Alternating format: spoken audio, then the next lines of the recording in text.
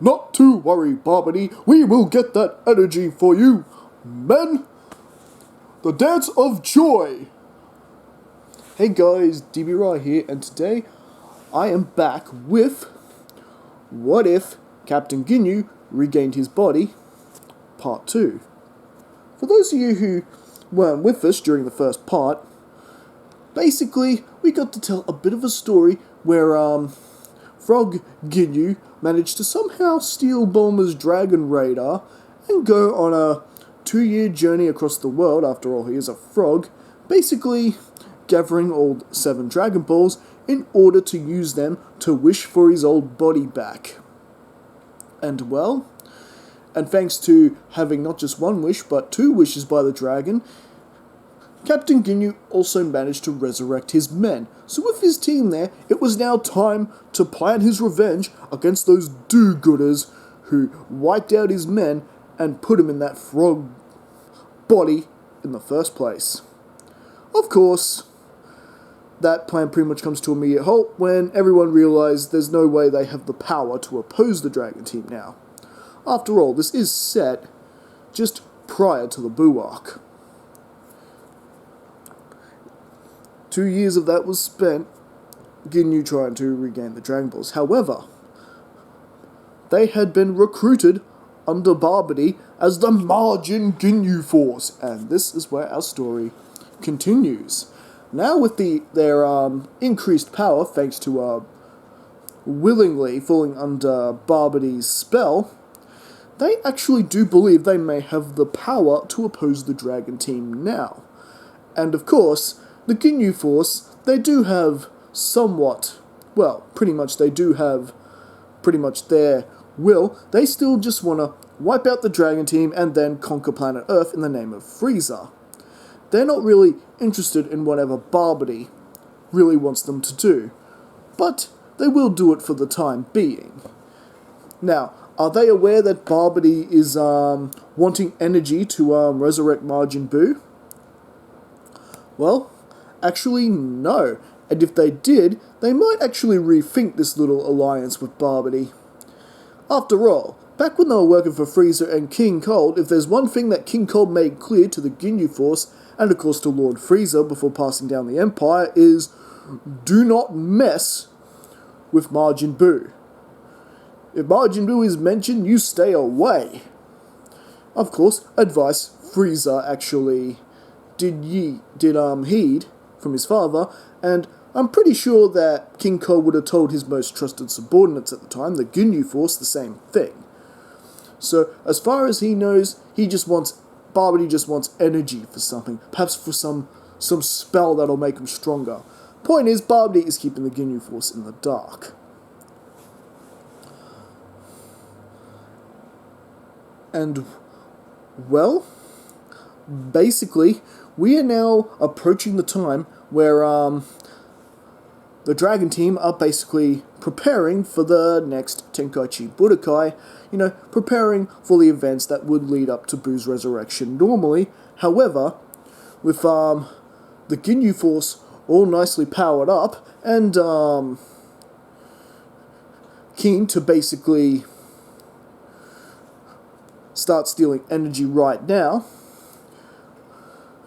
the Ginyu Force basically decide, after all, since Captain Ginyu pretty much knows the routines and schedules of the entire Dragon Team, him blending in as a frog all this time, he knows full well that Gohan, disguised as Great Saiyaman, patrols Satan City, or Orange Star City in this case. So,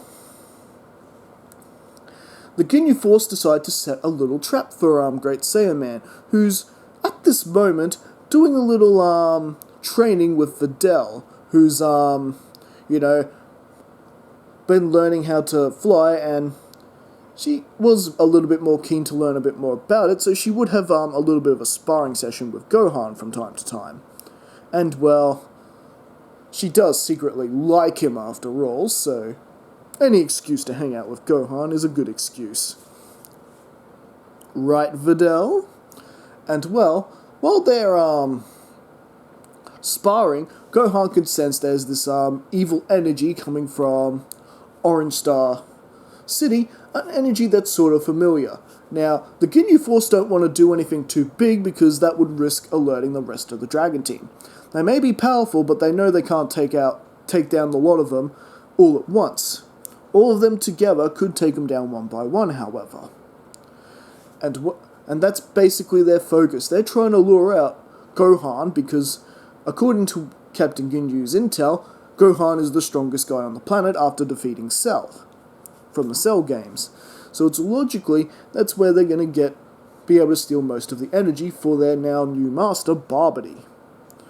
But of course, in the back of their heads, this is all for Lord Frieza. But of course, they're keeping their motives hidden from Babidi. Which is pretty much, Babidi does suspect that, which is why he's kept them in the dark about Majin Buu. And well, as you might suspect, Gohan, along with Videl, who refuses not to be left behind, does go with Gohan, who's changed into his Great Saiyaman costume, and is on his way to Orange Star City. He can sense there is something very familiar about this energy, but he can't quite place it. After all, it's been a long time since Namek. Just something very familiar. He knows he's sensed this type of energy before. And, well, what's actually going on in Orange Star City? The Ginyu Force are holding up a bank. Like I said, they didn't want to do anything too big. They didn't want to full-on, attack the city or blow it up or anything, because that would alert the rest of the Dragon Team. But if they keep it small, like a simple bank robbery, Ginyu knows Great Saiyaman's going to show up. Because Orange Star City is his city, and the Great Saiyaman will defend it!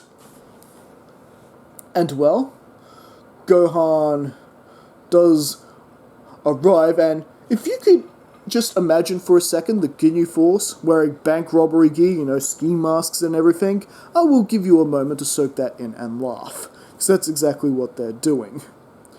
At least until Great Saiyaman shows up, and they do unmask, revealing themselves to be the Ginyu Force. The Ginyu Force? I thought my dad and Vegeta took care of you lot. And Videl wanting an explanation of what's going on here. Wait, Gohan, you know these guys?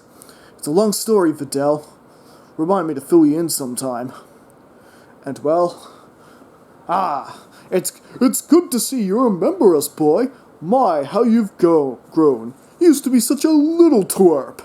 Now look at you. But now you must face the power of the one and only Ginyu Force. Getting into a pose. And, well, this is where Gohan gets into it. Ha ha ha! You think your outdated powers will be a match for me? I am the Great Saiyaman! Getting into a pose, and this actually takes the Ginyu Force aback. What?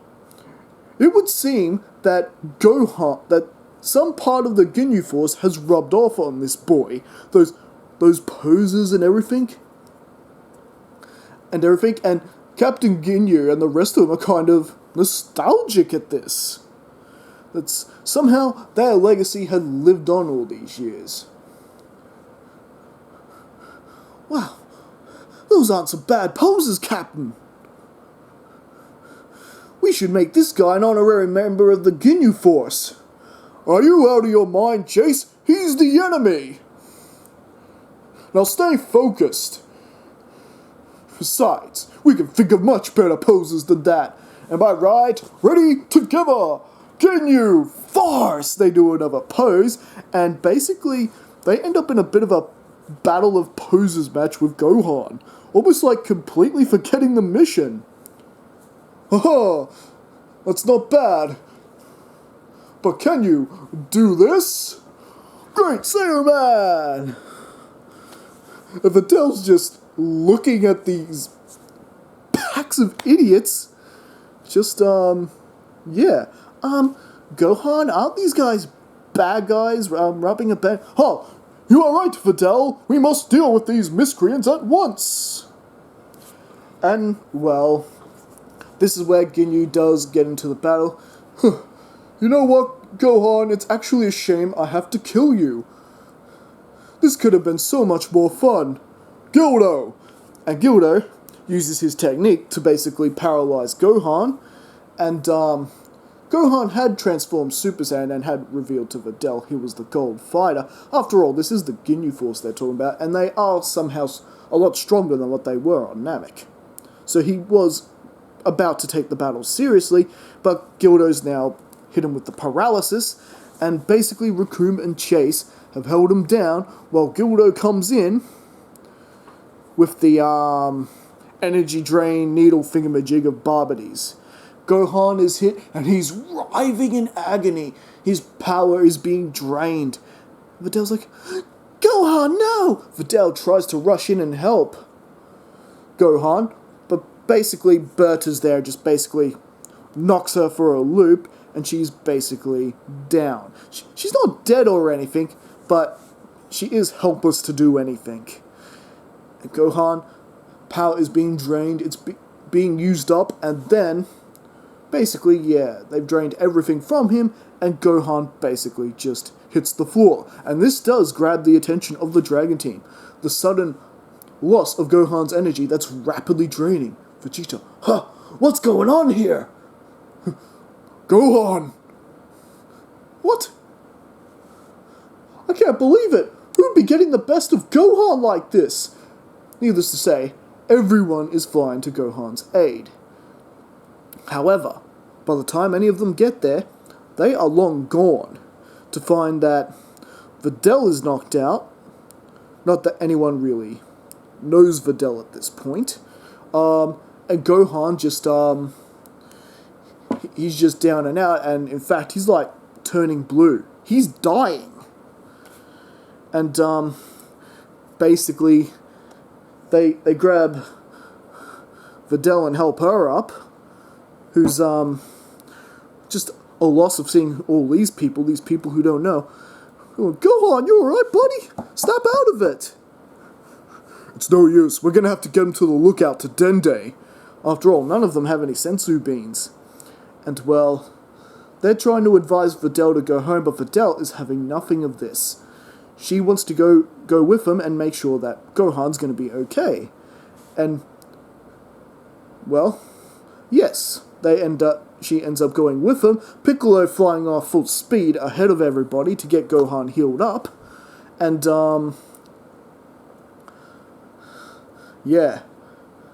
And right now, just everyone is just worried about Gohan, and, well, Vegeta, after everyone basically arrives at the lookout, Vegeta's looking to Videl, alright girl, explain, what has happened here? And basically, Videl tries to fill him in as best as she can for what she understood happened, that this group of team was robbing a bank. You're telling me a group of mere bank robbers did this? Gohan really has gone soft. However, when Gohan finally comes to and reveals the true identity of the bank robbers, what? The Ginyu Force? How are they back? And Piccolo does seem to recall that someone did summon Shenron, some months ago. That the sky did go black. And, well, Piccolo did try to find out who these somebodies was, but by the time he got to where he sensed Shenron's energy was coming from, whoever summoned him was long gone, with no leads. After all, it wasn't long after that they were recruited by Barbity. And, well, with the Ginyu Force having that kind of amount of time on Earth, they had learned to hide their energies from their, captain. And, well, with this being a shock to them, and again, no trace of where the Ginyu Force is gone, and basically, they hand the energy to Barbity. So, what do you intend to do with this energy? This should make us stronger, right? Yes. Don't worry, it'll definitely make our forces stronger. Don't you worry about that, and you will have your revenge on these do-gooders in due time. No worries. Barbity passing it off so they don't get wind of what he's really doing. Unleashing the monstrosity of Majin Buu. And, well, with, Gohan all nicely healed up, Videl basically pounces the young half-Saiyan and cuddling him. She's just glad he's alright. After all, they did nearly lost him, and Gohan did get quite a good Zenkai boost from it. Because he was even more close to death in the original, he got a more powerful Zenkai boost from Dende healing him. And, well, if the Ginyu Force are going around stealing energy, they're going to have to be on their guard. And, well, I think at the very least from the time being, as we head into the tournament, that is where we're actually going to be leaving things for right now. So, what do you guys think? Did you enjoy this story? How is the rest of this going to affect the rest of the Buu arc, with the Ginyu Force being there? Are Bobovich and Yamu still a thing? Or has Babidi not bothered now that he has the Ginyu Force? Well, all this and more next time as we continue with What If Captain Ginyu Regained His Body, Part 3. And as always, don't forget to leave your thoughts in the comments, and don't forget to like and subscribe if you haven't, and I will see you guys again next time. Alright, I'll catch you all later.